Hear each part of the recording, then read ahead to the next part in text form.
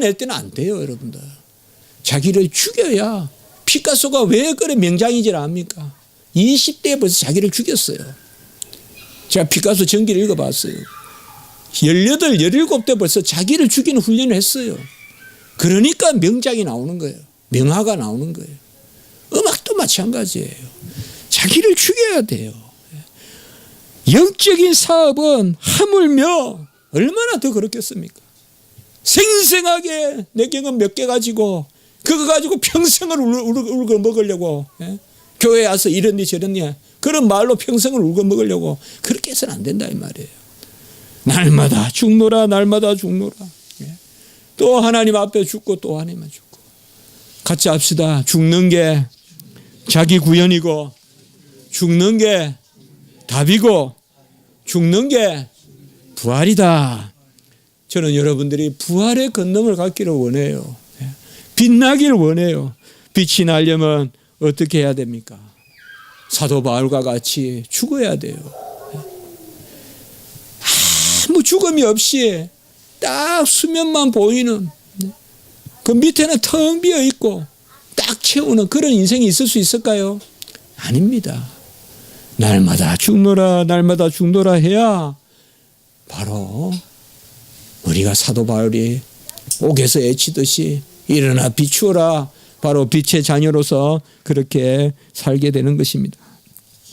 주님은 우리를 통하여 부활의 권능을 드러내기를 원하십니다. 우리를 통하여 죽음과 다시 삶의 그러한 역사를 이루시기를 원합니다. 나를 붙들고 생생하게 세우지 마시고 나를 썩히려고 여러분들이 하나님 앞에 나아가십시오. 그러면 하나님이 우리를 들어서 사용하십니다. 그것이 바로 부활의 권능입니다. 오늘 우리가 말씀에서 36절에 보면 이스라엘의 온 집에 예수를 주와 그리스도가 되게 하셨다. 이것이 오순절 성령의 말씀입니다. 예수님이 우리의 주와 그리스도가 되시는 것입니다. 그가 우리를 위하여 죽으셔서 그의 피로 우리에게 부활의 권능을 주셨습니다. 그의 말씀이 우리의 말씀이 되고 그의 모든 행한 것이 우리의 행하는 것이 됩니다. 아까도 말씀을 드렸지만은 주님은 죽으시면서까지 저들의 죄를 사하여 주시옵소서 용서를 구했습니다. 우리는 말씀으로 돌아가야 되고 말씀대로 살아야 됩니다. 영적으로 혼탁합니다. 너무 강해서 목사도 권면을 못할 정도가 되어버렸습니다. 너무나 강해요. 우리가 기도해야 됩니다, 여러분들. 잘못된 걸 안고 살지 마십시오. 잘못된 것을 버려야 됩니다. 남을 정죄하지 마십시오. 용서하십시오. 안 됩니다. 나로서는 안 됩니다. 기도하셔야 됩니다. 기도하십시오. 섞이십시오.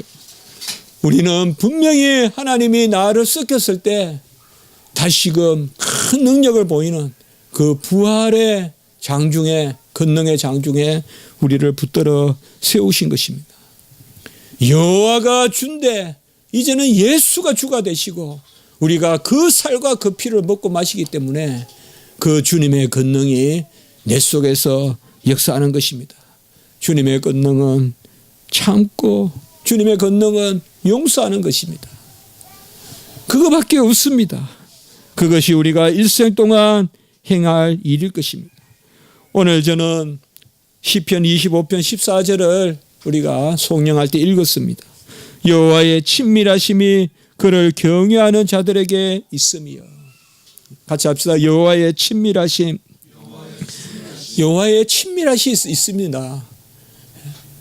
이것이 뭔지 몰라도 이게 우리를 기쁘게 하는 것입니다. 이 봄날의 친밀함. 전 자주 그렇게 말씀드리죠, 여러분들. 햇빛을 좋아하시고 생명을 좋아하십시오. 저도 질풍노도와 같은 젊을 때는 어두운 것이 좋고 뭔가 다른 면이 좋았어요. 한 면이 있으면 다른 면이 항상 그게 답이 있는 거. 큰 큰 해가 있으면, 큰 달이 있으면 the other side of the moon, 그 문의 반대쪽은 뭐가 있을까? 그것만 관심을 많이 가졌어요. 그러나 살면서 느껴요. 보이는 것, 하나님 우리에게 보여주신 것, 밝은 것, 그것을 열심히 드러내십시오. 그러면 됩니다. 그것이 바로 부활의 삶입니다. 주님께서 이 땅에 오셔서 이제 주의 이름을 부르는 자는 구원을 얻고 다 부활의 권능을 주시고, 주님이 기름을 부음받은 그리스도로 이 땅에 오셔서 우리의 그리스도가 되십니다. 그가 나를 위한 선지자가 되시고 나를 위한 제사장이 되시고 나를 위한 그러한 왕이 되는 것입니다. 우리의 직장이, 우리의 학교가, 또 우리의 삶의 터전이 부활의 삶의 터전이 될 수 있도록 우리가 살피십시오. 이제 봄이 오는 이 때에 우리도 다시금 부활의 권능. 가을이 아름답다고 하지만은 사람들은 가을보다는 봄의 생명의 노래를 합니다. 그것은 바로 겨울에 죽었던 것이 죽은 것이 아니죠. 죽은 듯 한 것이 살아나는 것입니다. 우리가 우리를 구원하고 하나님이 나를 이 땅에 보낸 것을 100% 드러내려면 우리는 부활의 삶을 살아야 됩니다. 그런데 그 부활의 삶은 이 땅에서는 죽는 것으로 나타납니다. 나를 부인하고 나를 죽이고 그것이 이 땅에서 부활을 맛보는 것입니다. 성도 여러분들, 우리가 날마다 먹는 계란도 껍질을 치고 나오잖아요. 병아리가 되는 것도. 하물며 우리 만물의 영장인 인간이 껍질을 벗지 않고 어떻게 생명의 활동을 하겠습니까? 우리가 다미안의 그 소설에도 나오잖아요. 싱클레어의 이야기. 껍질을 깨야 새가 나오는 거 아니에요. 껍질을 깨야지 새가 나오는 거예요. 겨울에 대지에 이 딱딱한 그 대지를 벗겨내야 생명이 나오고, 겨울 나무에 그 두툼 그 옹이 같은 것을 걷어내야 새 생명이 나오지 않습니까? 우리 성도님들의 삶도 그러한 삶이 되시길 바랍니다. 무슨 먼 곳에서 무슨 재물을 많이 가져서 그런데 1차적인 목적이 있기보다 내 삶이 즐거워야 되고 내 삶이 윤택해야 되고 내 삶이 죄에 매여 있어서는 안 되고 명예에 허덕이고 재물에 허덕이고 사람에 쫓기고 시기 질투에 종이 되어 있고 그렇게 우리가 살아서 되겠습니까? 밝은 데서 맑게, 그것이 바로 우리가 이 땅에 온 삶의 목적 아니겠습니까? 가장 나다운 모습이 뭘까요? 고관 대작이 되고 대통령이 되는 것일까요? 아니에요. 나 자신을 즐거워할 만큼 나 자신을 가꾸고, 그것은 옷을 하나 더 입어서가 아니라 치장을 하나 더 해서가 아니라 우리의 깊은 삶을, 내적인 삶을 가꾸는, 그것이 바로 부활의 삶인 것입니다. 초대교회 터툴리아는 성도의 부활에 전체 구원의 의의가 다 들어있다라고 이렇게 말씀했습니다. 부활 안에 모든 것이 다 들어있습니다. 우리가 그를 못 박아 죽였는데 우리가 그의 죽음으로 부활하게 하신 것입니다. 지금 이 땅에는 부활의 권능이 필요합니다. 너무 얼어붙고 새로운 냉전이니 염려를 안 할 수가 없습니다. 저는 잘 모릅니다. 국제 정치도 잘 모르고, 그러나 기도는 하고 있습니다. 모든 세계의 무기가 지금 한반도로 모이고 있습니다. 선박이 모이고 미사일이 모이고, 어떻게 보면 우리 집도 어느 포탄에 타겟이 되어 있습니다. 그것이 지금 한반도의 우리의 상황입니다. 우리가 이런 일들을 어떻게 할까요? 저는 답을 모릅니다. 제가 통일에 대한 글도 발표하고 했지만은 모르겠어요. 한 가지만은 말할 수 있을 것 같아요. 죽으면서 사는 길을 찾아야 돼요. 정치도. 살려고 하면 다 죽어요. 죽으면서 살 길을 찾아야 돼요. 그게 성숙한 민주주의고 지금 세계 질서는 그게 아니에요. 우리 기독교적 가치관이 많이 없어졌어요.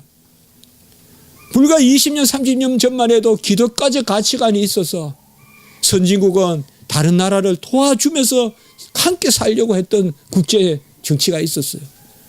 그러나 신자본주의니 또 이런 경제 논리도 들어오고 하면서 이제는 기본적으로 제가 제대로 알고 있는지 몰라도 기본적으로 다 자국 보호주의예요. 자국이 일단 살아남아야 돼요.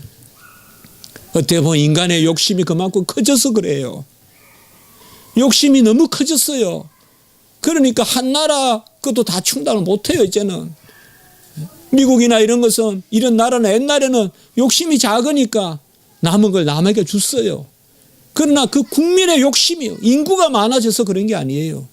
욕심이 커지니까 감당을 못해요. 이제는. 우리 한국도 마찬가지예요. 욕심이 커지니까 감당을 못해요. 이미 우리 경제는 그런 진단을 하잖아요. 어젠가 어디 뉴스도 보니까 은행이 다 이태롭다. 제가 옛날에 읽은 책에 의하면 금융이 망하면 다 망한다고 제가 읽었거든요. 불확정성의 시대 그 책을 읽어봤더니 금융이 망하면 다 망한다. 인간의 욕심을 죽이지 않는 한 전쟁은 필연적이고 멸망은 필연적입니다. 인간이 욕심을 줄여야 됩니다. 왜 잘 먹고 잘 사는데 불평이 이렇게 많고 원망이 많습니까? 왜 웃는 소리가 가정마다 안 들립니까? 왜 웃는 소리가 안 들립니까? 옛날에 그렇게 콩 한 조각을 놓고도 웃으면서 살았는데 왜 웃는 소리가 없고 왜 우리 한국인의 미소가 없어져 가고 있습니까?